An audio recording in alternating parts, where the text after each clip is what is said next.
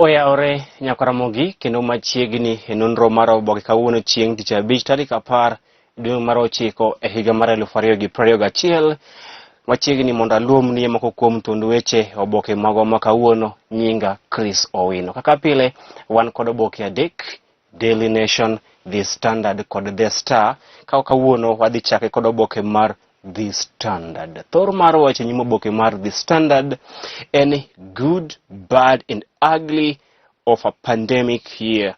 Good, bad and ugly of a pandemic year. Released 5 months late, a new economic data paints a picture of a battered economy that shrunk 0.3% and shed 700,000 jobs only saved by agriculture, even as factories grew silent and hotels shut down. Nonro mane ogol kod duol mochung'ne aguch omenda e pacho kata migawo mar aguch omenda e pacho ka The National Treasury odiochieng' manyoro ne oyango ni e higa mokalo piny Kenya ne okadhe matek e weche mag uchumi kaluwore kod midhusi mar COVID-19.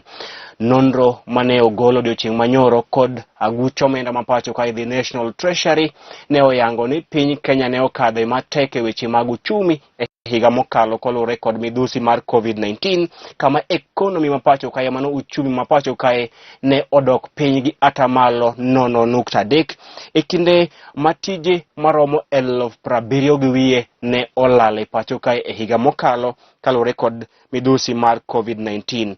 Kendo iwacho ni migawo mar pur mano agriculture emane okonyo oganda mapacho kae mane owito tijegi, nikech migawo no emane koro kao jogo moriembe tijegi kowuok e sekta mamoko, kama sekta mar limbe kod sekta mar hotel ne nolwar piny kendo ne onge chiedhruok moro amora. Mano e ler mane ogolo odiochieng' manyoro kod migawo mar aguch omenda The National Treasury, kama ne oyango ne higa mokalo ne en higa mane otimo ng'wengo, higa mane oting'o luoch to moloyo ekonomi mar pacho kae kaluwore kod midhusi mar COVID-19, kama ekonomi mar piny Kenya ne odok piny gi atamalo 0.3 ka tije maromo 70,000 gi wiye Nyakaramogi ne owit kata ne olal kaluwore kod achiedhnade mag COVID-19. Kendo sekta mar pur emane okonyo thoth oganda mane oriembe tijegi, ka sekta mar hotel kata sekta mar magawa en sekta mane oyudo lal mokalo kipimo kod sekta mamoko. Sekta mamoko ma bende ne oyudo lal mokalo gin sekta mar somo, kama iwacho ni 700,000 Nyakaramogi tije 700,000, 700,000 jobs were lost. E higa mokalo ji maromo 700,000 e pacho kae ne owito tijegi. Mano en kaluwore kod nonro mane ogol kod aguch omenda kata The National Treasury odiochieng' manyoro. Ka migawo mar wuoth bende ne oyudo dok piny gi atamalo 7.8. Migawo mar wuoth mano transport sector bende ne oyudo lal gi atamalo 7.8. Migawo mar limbe Treasury ne oyudo lal mathoth nikech ne odok piny kod atamalo 43.9. Migawo mar limbe ne oyudo lal gi atamalo 43.9 e kind migepe mamoko e pacho kae. Ka migepe manoyudo maber ne gin migepe mag pur manotimo maber. Migawo mar construction manogedo manotimo maber bende kane omedre kod atamalo 11.8. Migawo mar pur mano agriculture ne oyudo medruok e nweng'o mare gi atamalo 4.6. Mano e thor mar wache nyimo oboke mar The Standard. Higa mokalo ne en higa matek Nyakaramogi pacho kae kaluwore kod midhusi mar COVID-19, kama ji maromo 700,000 ne owito tijegi e pacho kae. Ito e oboke mar adek losewi jangolo mar R&Bs mano Beyonce masani koro ni kod higni 40, kata kamano en kod ohala maromo bilion 48. Beyonce mabende en R&B singer mano jawer mag ngolo mag R&B sani koro kod en jahigni 40.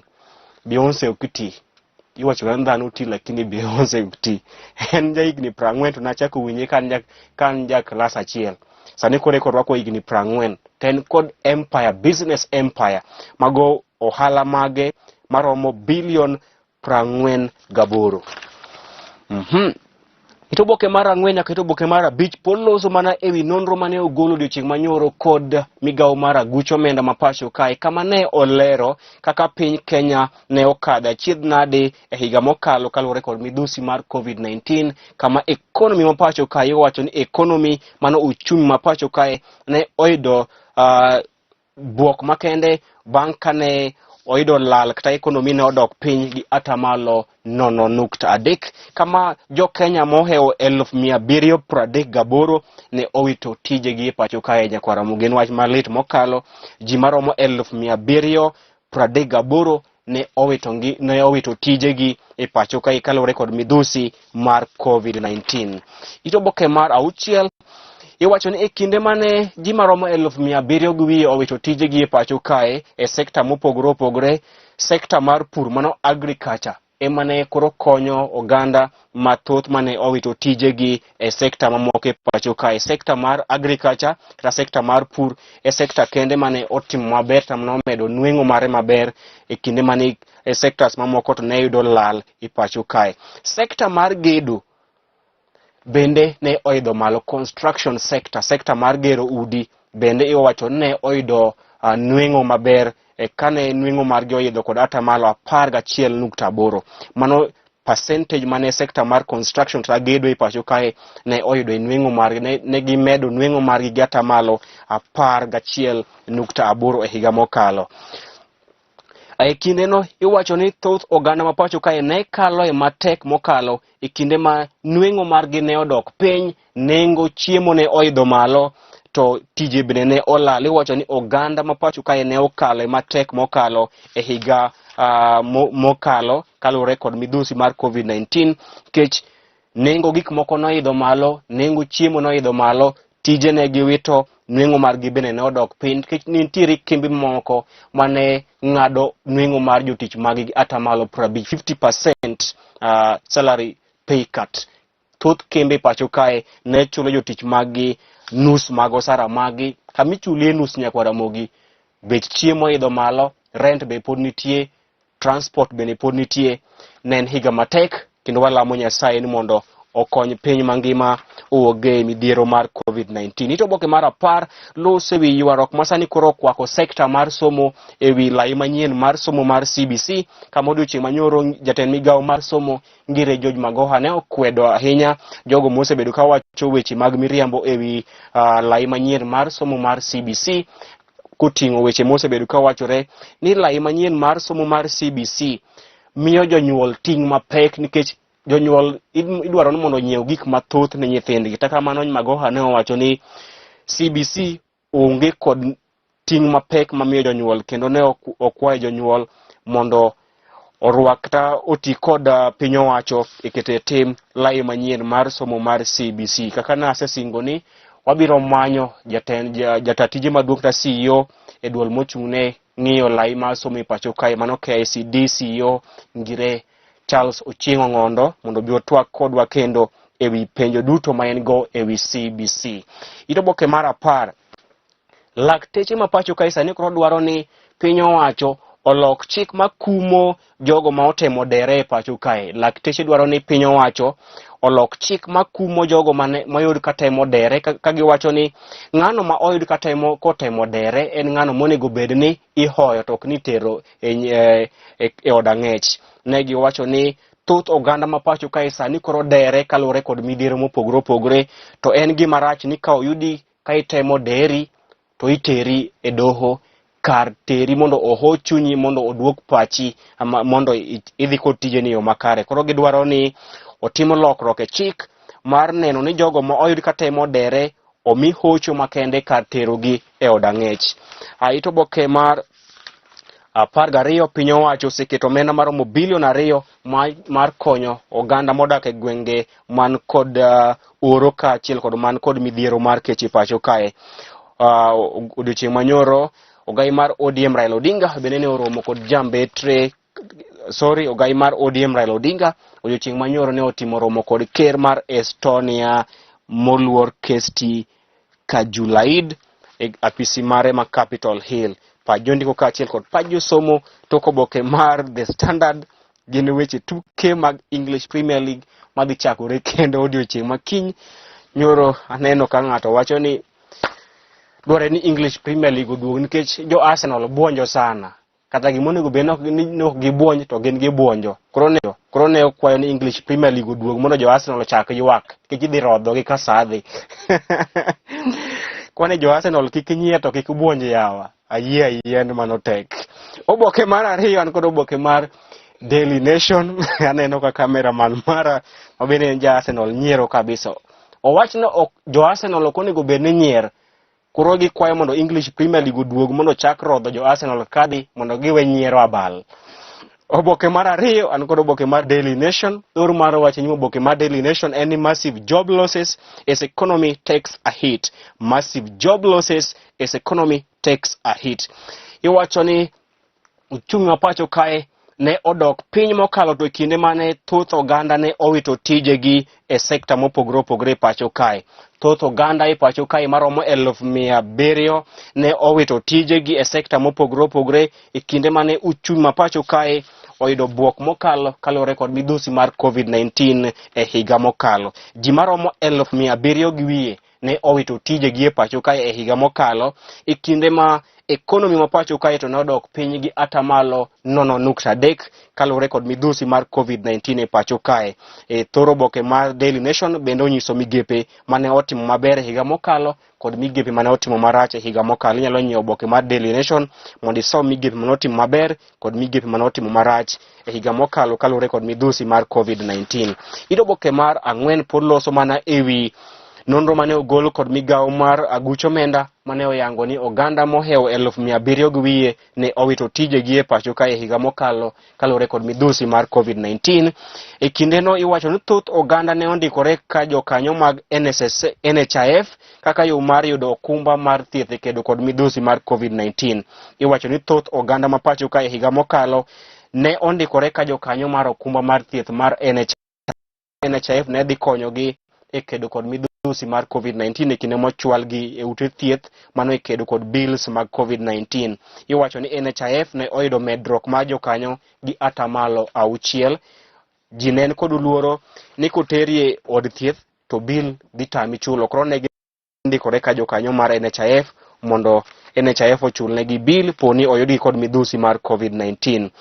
Ito oboke mar 6, migawo mar somo en achiel kuom migepe mag piny owacho mane oyudo midhiero mokalo kalore kod midhusi mar COVID-19. Migawo mar somo en achiel kuom sectors e pacho kae mane oyudo lal mathoth kod hinyruok mokalo kalore kod midhusi mar COVID-19 e higa mokalo. Ito oboke mar 7 en ni migawo mar gedo mano construction sector ne ondiko ji maromo 60,000 manyien e pacho kae e higa mokalo. Iwacho ni construction sector mano migawo mar gedo ne ondiko jotich manyien maromo 60,000 e pacho kae e higa mokalo e kinde mane COVID-19 omiyo jomohewo 100,700 owito tijegi e pacho kae. Ito oboke mar 8 lose wi owete ariyo mane oneg e gwenge mag Kianjokoma e yo ma ok ler nyaka sani. Ito oboke mar 11 lose wi mosenindo Mikae Orierogo Manduli kaka miyo mane ng'won kendo miyo mane ohero ji motelo ne tho mare.